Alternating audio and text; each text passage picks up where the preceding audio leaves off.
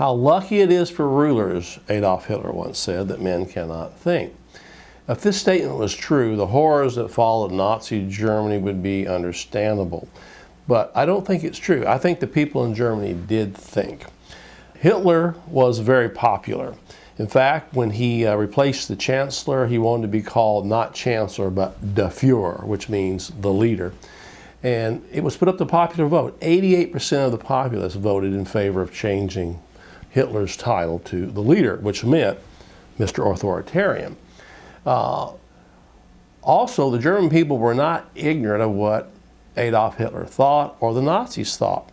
Hitler's Mein Kampf was a bestseller. It was all over Germany. People knew, and it was the blueprint for the Holocaust.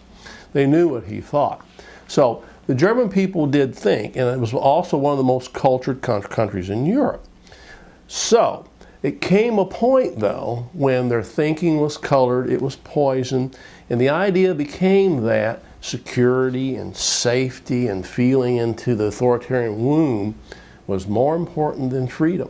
The same scenario is being played out in America today. People, a simple terrorist attack, the polls show that they're willing to give up their freedoms for security, or so-called safety, which in my opinion is an illusion. Americans are consumed with gadgets. In fact, I think they're beguiled by them.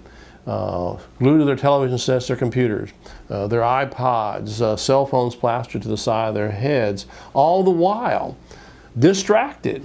The American government has moved forward with centralizing power in the presidency, a surveillance state's been erected, and an authoritarian state is on the verge of occurring in this country. Our freedoms are being gobbled up, but with very little outcry from the American citizens. I actually think many Americans think that sooner or later the problems are going to go away, that we can feel snug in our technological wombs, our materialism, our technology, and things are all going to work out. But that's thinking in bits and pieces and not looking at the total problem.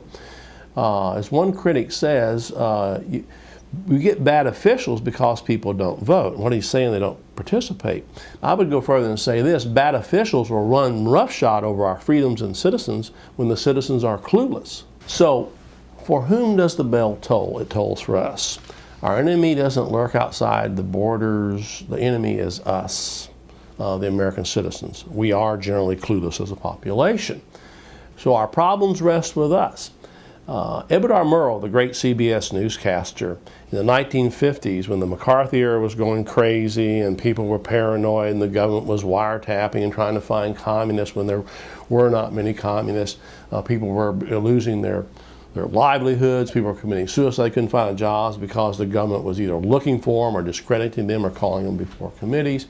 He finally spoke out against McCarthy, and he saw the real problem, and he finally outed McCarthy, and it changed the course of history. He actually took a moral stand and spoke truth to power. In his famous broadcast on March 9, 1954, this is what Edward R. Murrow had to say. But we cannot defend freedom abroad by deserting it at home. The actions of the junior senator from Wisconsin have caused alarm and dismay amongst our allies abroad and given considerable comfort to our enemies. And whose fault is that? Not really his. He didn't create this situation of fear, he merely exploited it, and rather successfully. Cassius was right. The fault, dear Brutus, is not in our stars, but in ourselves. Good night, and good luck. It's been said that people get the government that they deserve.